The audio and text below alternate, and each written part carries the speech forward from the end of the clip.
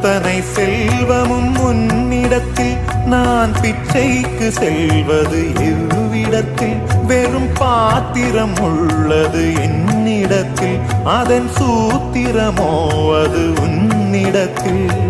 ஒரு முறையா இருமுறையா பல முறை பல பிறப்பெடுக்க வைத்தாய் புதுவினையா பழவினையா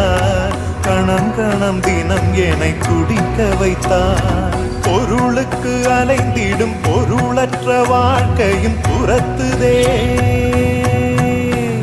உன் அருள் அருள் அருள் என்று அலைகின்ற மனம் இன்று பிதற்றுதே